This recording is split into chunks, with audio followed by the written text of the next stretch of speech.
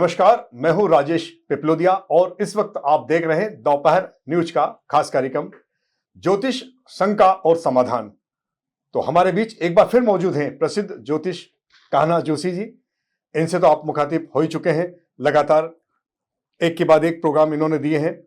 आपको ध्यान होगा कि 1 जनवरी को भी इन्होंने एक साप्ताहिक भविष्यवाणी की थी कि नया साल की शुरुआत किस प्रकार की जाए, क्या है इस साल का महत्व, किस तरह से आप लाभ उठा सकते हैं। उसके बाद मकर संक्रांति को लेकर भी इन्होंने अपनी कुछ भविष्यवाणी की, इस त्यौहार को लेकर कुछ उसका महत्व बताया और त्यौहार से रिलेटेड कुछ टिप्स भी दी थी, जिसका लाभ अनेक लोगों ने उठाया है। हमें फोन कॉल्स पर आप ही दर्शकों के बीच से अनेक लोगों के फोन आए हैं।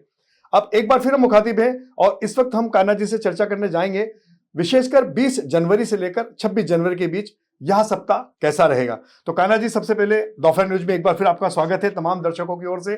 और हम चाहेंगे कि जो 20 जनवरी से 26 जनवरी के बीच में इस बार कौन से मुख्य रूप से तीज त्यौहार आ रहे हैं, उनका क्या महत्व है, और हमारे दर्शक विशेषकर गृहिणियां, क्योंकि ज्यादातर विश्वास तो गृहिणी करती है, उपवास वगैरह गृहिणी ही करती है, तो वे किस प्रकार से लाभ उठा सकते हैं, तो आप उसका थोड़ा विस्तार से बताइए। जय श्री कृष्ण। इस बार 20 जनवरी से लेकर के 26 जनवरी तक, सोमवार से लेकर रविवार तक 2 पर्व विशेषकर आ रहे हैं। सर्वप्रथम दिनांक 21 जनवरी मंगलवार के दिन कालाष्टमी का पर्व द्विपुष्कर योग में मनाया जाएगा। कालाष्टमी का पर्व खासकर भगवान भैरव को समर्पित होता है। चूंकि स्कंद पुराण के अनुसार ऐसा उल्लेख आया है कि भगवान भैरव को अति प्रिय दिन अगर कोई सा होता है तो वो मंगलवार का दिन होता है, और कोई तिथि अगर उनको प्रिय है तो कृष्ण पक्ष की अष्टमी तिथि है। तो ये बड़ा सुंदर योग आ रहा है कि मंगलवार के दिन कालाष्टमी का पर्व रहेगा, जो भगवान भैरव की उपासना के लिए विशेष रहेगा। खासकर एक रोचक उपाय ज्योतिष शास्त्र में से निकल के आया कि जो लोग अपने शत्रुओं से परेशान है या जिन्हें खासकर बार बार बीमार हो रहे हैं या बुरी नजर लग रही है, वो अपने शत्रुओं की शत्रु बुद्धि के नाश के लिए खासकर भैरव जी के दर्शन कालाष्टमी के दिन अवश्य करें। हो सके तो भैरव जी को दीपक अगर आप लगाएंगे, वो खासकर इमरती का भोग, नमकीन का भोग और एक श्रीफल अगर आप भैरव जी को चढ़ाएंगे तो मान के चलिए कि आपके जितने गुप्त शत्रु है उनका कुबुद्धि उनकी सद्बुद्धि में कन्वर्ट होते हुए आपको विशेष दिखेगी। क्योंकि हम नहीं चाहते कि हमारे शत्रुओं का नाश हो, हम सिर्फ इतना चाहते हैं कि जो भी हमारे शत्रु हैं खासकर उनकी कुबुद्धि अपनी सद्बुद्धि में कन्वर्ट हो। वहीं मंगलवार के दिन ये योग पड़ रहा है, उस दिन सुबह प्रातःकाल सूर्योदय से ही द्विपुष्कर योग रहेगा। खासकर इस योग के दिन कोई भी व्यक्ति अगर हनुमान जी का पूजा करता है, या हो सके तो आप किसी भी मंदिर के पुजारी ब्राह्मण से बात करके अगर उस दिन मंगलवार के दिन हनुमान जी को और भैरव जी को अगर सिंदूर का चोला आप चढ़वा सकें या खुद आप चढ़ा पाए तो चढ़वाएंगे तो विशेष कृपा आपको प्राप्त होगी। भैरव जी के बारे में काफी अच्छी आपने जानकारी दी और मैं समझता हूँ सनातन धर्म में शायद ही ऐसा कोई परिवार हो जिनके कुल में भैरव जी का पूजन ना होता हो, क्योंकि वो तो अग्र पूजा के स्वामी हैं। और भैरव, जैसा कि नाम ही है कि भैरव यानी भय रहित, जो अपने भक्तों को भय से रहित कर दे, वही भैरव जी हैं। और भी तमाम व्याख्या है बाबा की, तो खैर कौन क्या व्याख्या कर सकता है, क्योंकि उनका तो अनंत अपार है। वो तो स्वयं शिव के गण या शिव के अनुयायी कहें, बल्कि शिव का स्वरूप ही है वो तो है। अच्छा, कालाष्टमी के संबंध में आपने काफी अच्छी जानकारी दी है। हमारे तमाम दर्शक इसको निश्चित तौर पर आपके बताए हुए मार्ग को ग्रहण करेंगे और जो बताए उपाय उसको भी करेंगे। इस बार एक साथ 11 भी आ रही है मेरे ख्याल से, तो गृहिणियों के लिए ये 11 किस प्रकार की रहेगी, इसका क्या महत्व है? दिनांक 25 जनवरी शनिवार के दिन माघ मास, जो कि श्री हरि को अति प्रिय होता है, बैशाख महीना, कार्तिक महीना और माघ माह, ये 3 माह ठाकुर जी को हरि को अति प्रिय होता है। तो माघ माह की एकादशी, जिसे षट तिला एकादशी कहा जाता है, इस बार शनिवार 25 जनवरी के दिन रहेगी। खासकर मान के चलिए कि कोई भी व्यक्ति अगर किसी भी परेशानी से अपने को नहीं निकाल पा रहा है, तो चाहे वो पुरुष हो, महिला हो, बच्चा हो या बूढ़ा हो या बीमार हो, उसे एकादशी का व्रत विशेष रूप से करना चाहिए। एकादशी के व्रत में मैंने पहले भी कहा है कि सारे व्रतों में आप संध्या सूर्यास्त के बाद भोजन कर सकते हैं, लेकिन एकादशी के व्रत में आपको अन्न का त्याग विशेष करना रहता है। उस दिन आप अन्न का सेवन बिल्कुल नहीं कर सकते। एकादशी में केवल आप फलाहारी पदार्थ से अपना व्रत उस दिन संध्या काल में खोल सकते हैं, और अगले दिन द्वादशी में सुबह सूर्योदय के पश्चात दान पुण्य कर आप अपने व्रत का पारण या सरल भाषा में व्रत को अन्न से खोल सकते हैं। तो खासकर इस दिन षट तिला एकादशी, जैसा आपको शब्द समझ में आ रहा है, षट तिला मतलब 6 प्रकार से आपको तिल का उपयोग करना है। सुबह प्रातः काल आपको इस बात का विशेष ध्यान रखना है कि अपने पानी में खासकर सफेद तिल या काले तिल मिलाकर के आप स्नान करेंगे तो विशेष कृपा आपको माघ माह में श्री हरि की मिलेगी। तो स्नान में आपको तिल का उपयोग करना है। भगवान सूर्य को आपको अर्घ देना है, तो भगवान सूर्य को जो आप अर्घ देंगे उसमें विशेषकर आप तिल मिलाकर के भगवान सूर्यनारायण को अर्घ दीजिए।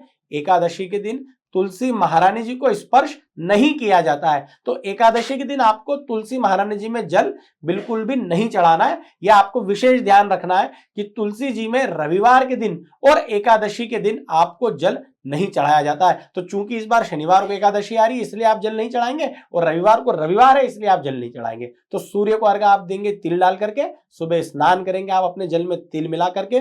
खासकर तिल का दान का विशेष महत्व माघ माह में। उसके बाद तिल से होम, अगर आप घर में हवन करते हैं या हवन करवाते हैं तो उसमें तिल का उपयोग विशेष करेंगे। पितरों का तर्पण अगर आप करते हैं या कर सके या किसी ब्राह्मण से आप करवाएं, उसमें तिल का खासकर उपयोग करेंगे तो विशेष कृपा आपको प्राप्त होगी। और तिल का ही सेवन आप करेंगे जब व्रत का पारण करेंगे तो विशेष कृपा आपको मिलेगी। तो इन 6 प्रकार से आपको तिल का उपयोग माघ माह में विशेष रूप से करना है। धन्यवाद पंडित जी, आपने काफी अच्छी जानकारी दी है, क्योंकि ये जो सप्ताह है काफी महत्वपूर्ण है और विशेषकर आदि व्याधि जिसको कहते हैं कि शारीरिक, मानसिक और आर्थिक जितने भी संताप है, जितने भी कष्ट हैं, वो इस छोटे से उपाय के करने मात्र से मिट सकते हैं। क्योंकि काला अष्टमी और 11 दोनों ही काफी महत्वपूर्ण पर्व आ रहे हैं। इसके अलावा पंडित जी हम चाहेंगे कि माघ माह के संबंध में थोड़ा सा दर्शकों को बताएं कि माघ माह का वास्तव में क्या महत्व है। खासकर जैसा मैंने पहले कहा, वैशाख मास, कार्तिक मास और उसके बाद माघ मास, ये तीनों मास श्री हरि को, ठाकुर जी को अति प्रिय होता है। माघ मास में विशेषकर स्नान का महत्व है, क्योंकि माघ मास हमेशा शीत ऋतु में ठंड के समय आता है। तो इस समय सूर्योदय के समय उठ करके जो व्यक्ति ठंडे पानी से स्नान करता है या कम से कम सूर्योदय तक स्नान कर ले तो विशेष कृपा उसको मिलती है। आप देर से उठ रहे हैं, देर से जागे हो, देर से स्नान कर रहे हैं तो आपको माघ मास के कोई फल नहीं मिलेगा। तो आप सुबह जल्दी उठने का प्रयास कीजिए, कम से कम सूर्योदय तक उठ करके ठंडे पानी से स्नान कीजिए, तिल डाल करके स्नान कीजिए, विशेष कृपा आपको मिलेगी। खासकर माघ मास में ऊनी वस्त्र के दान का विशेष महत्व है। जितना आपका सामर्थ्य अनुसार है उतने कंबल खरीद करके आप किसी भी ब्राह्मण देवता को, किसी भी मंदिर के पुजारी को और उसके बाद किसी ना किसी जरूरतमंद गरीब लोगों को आपको ऊनी वस्त्र का दान माघ मास में करना चाहिए।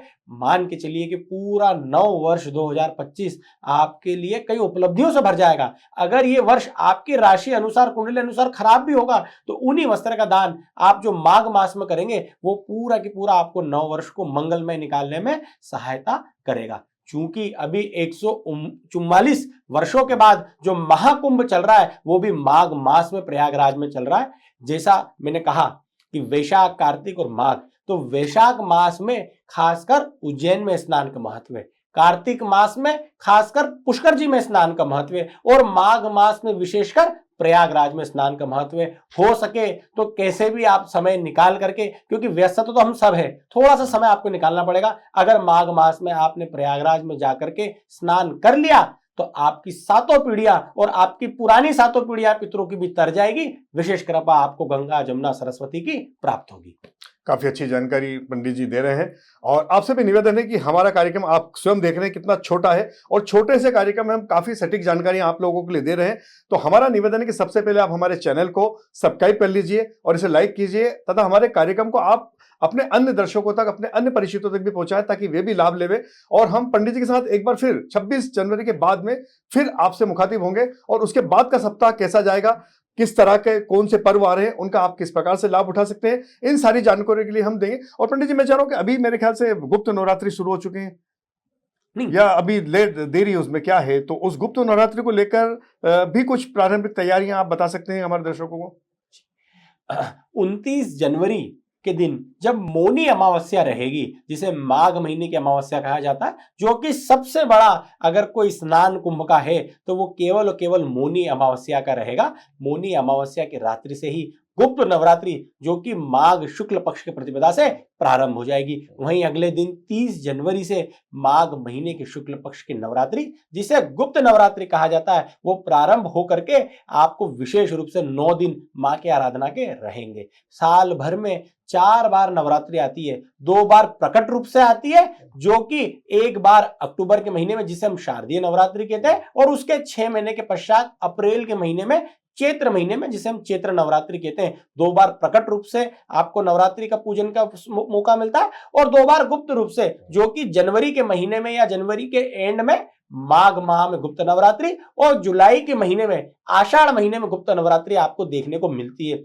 हर 3-3 महीने के अंतराल से नवरात्रि आती है। जितना महत्व प्रकट नवरात्रि का है, उतना ही महत्व गुप्त नवरात्रि का है। खासकर इसमें मां की आराधना का विशेष महत्व होता है। आप व्रत रखें या ना रखें, पर कम से कम 9 दिन तक मां की आप आराधना करें।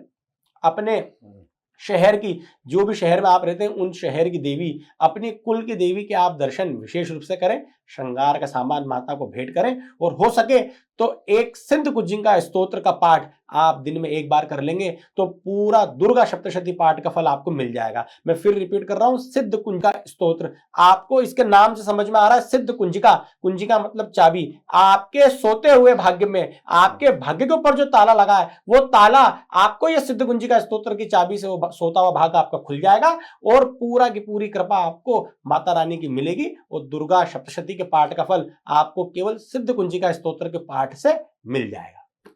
धन्यवाद पंडित जी, आपने काफी अच्छी जानकारी दी है। यदि आप अपनी और किसी समस्या के लिए या समाधान के लिए पंडित जी से संपर्क करना चाहें तो पंडित जी अपना नंबर भी यहाँ बता रहे हैं, और इसके अलावा अगर आप नंबर नहीं नोट कर पाए तो हम स्क्रीन पर भी नंबर दे रहे हैं, उसे भी आप नोट कर सकते हैं। तो पंडित जी मैं चाहूंगा कि एक बार आपका नंबर आप रिपीट कर दें, और इसके अलावा हमारे दर्शकों को और आप क्या संदेश देना चाहते हैं, कभी कुछ रह गया सप्ताह के लिए तो वो भी थोड़ा सा बता दीजिए। जी, मेरा मोबाइल नंबर है 9993527188। ज्योतिषविद पंडित कान्हा जोशी, पुजारी जवाहर मार्ग, शनि मंदिर। बस मेरा यही संदेश है कि खासकर अभी माघ मास चल रहा है, मैं फिर रिपीट कर रहा हूं, मैं भी व्यस्त हूं, आप भी व्यस्त हैं, लेकिन फिर भी कोशिश कीजिए कि थोड़ा सा समय निकाल करके इस माघ मास में, जो कि 144 वर्ष बाद जो महाकुंभ प्रयागराज में चल रहा है, कोशिश कीजिए अपने परिवार के साथ, अपने इष्ट मित्रों के साथ एक डुबकी अपने पितरों के नाम से आप प्रयागराज में लगा करके आ जाइए, क्योंकि ये मौका 144 वर्ष बाद आएगा। तो कोशिश कीजिए कि अपने व्यस्ततम जीवन में से थोड़ा समय निकालिए, और अपने सनातन धर्म, भारतीय संस्कृति की बखूबी को समेटे हुए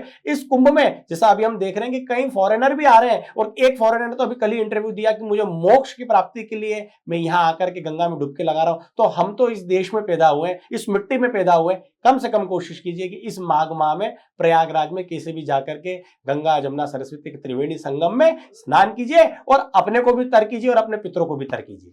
एक छोटा सा क्वेश्चन इसी पे निकल गया पंडित जी, मैं तो कार्यक्रम समाप्त कर रहा था कि आप कुंभ मेले का तो कह रहे हैं पहले ही दिन 80 लाख से ऊपर जनता ने वहां पर डुबकी लगाई है। रोजाना करीबन 50 से 60 लाख पब्लिक वहां पर पहुंच रही है। काफी बड़े, करीबन मैं समझता 30 से 35 किलोमीटर के एरिया में वहां महाकुंभ का आयोजन किया जा रहा है। गंगा के तट पर काफी भीड़ है, तो ऐसी भीड़ भाड़ में कई लोग नहीं जा पाते हैं। कुछ बुजुर्ग लोग भी जिन्हें परेशानी हो सकती है, वहां पे भी लाज और होटलों की भी काफी दिक्कतें आ रही है। कई लोग तो अपने गुरु महात्माओं के वहां पंडाल में ठहर जाते हैं। तो क्या उनकी जगह पे क्या माता मतलब अपने नर्मदा स्नान या और कहीं गंगा स्नान जैसे हरिद्वार है, अन्य जगह पे का स्नान का भी कुछ महत्व है क्या इस महीने के अंदर? क्योंकि जो जहां तक कुंभ हो रहा है, तो कुंभ एक विशेष पर्व, विशेष राशि के अंदर और विशेष नक्षत्र में हो रहा है, तो उस नक्षत्र का मतलब लाभ क्या अन्य नदियों में जाकर उठाया जा सकता है या नहीं? बिल्कुल, खासकर जो बुजुर्ग लोग हैं या जो जो दिव्यांग लोग हैं और बीमार लोग हैं, वो चाहकर भी इतने दूर नहीं जा सकते, तो उन्हें कम से कम इतना करना है कि अपने घर के आसपास कोई भी तीर्थ स्थल में, जलाशय में स्नान विशेष कर करें। उतना ही महत्व माघ माह में प्रयागराज में स्नान का जितना एक जलाशय में है। तो माघ माह में आप कोशिश कीजिए कि अपने घर के आसपास, अपने शहर के आसपास जो भी तीर्थ स्थल है, माँ नर्मदा, माँ शिप्रा, माँ गोदावरी में आप स्नान कीजिए। अगर वो भी नहीं हो सके, जो व्यक्ति घर से ही बाहर नहीं जा पा रहे हैं, वो कम से कम सुबह स्नान में गंगा जल मिला करके भी, अगर अपने बाल्टी में गंगा जल मिला करके वो स्नान करेंगे तो उन्हें विशेष कृपा मिलेगी। तो इतना तो हर व्यक्ति कर सकता है कि गंगा जल शुद्ध ला करके अपने स्नान के पानी में मिलाएं और सुबह सूर्योदय तक स्नान विशेष रूप से करें। काफी धन्यवाद सर आपको। पंडित जी ने जो छोटा सा उपाय बताया वो उन लोगों के लिए जो विकलांग है, बुजुर्ग हैं या बीमार हैं, ये स्वस्थ व्यक्तियों के लिए नहीं है कि हमारे यहाँ से मात्र 60 किलोमीटर दूर पर मां नर्मदा बह रही है, और ठीक 60 किलोमीटर पीछे यानी कि उज्जैन के अंदर मां शिप्रा बह रही है। तो ऐसे तीर्थ स्थान पर जाएंगे तो आपको काफी लाभ मिलेगा। मैं गलत तो नहीं बिल्कुल सही कह कह रहे हैं। तो एक बार फिर तमाम दर्शकों की ओर से आपका धन्यवाद, और हमारे दर्शकों को भी एक बार फिर से धन्यवाद कि उन्होंने हमारा कार्यक्रम देखा। कृपया हमारे चैनल को लाइक और सब्सक्राइब जरूर कर लीजिए। हम फिर मुखातिब होंगे, तब तक के लिए नमस्कार।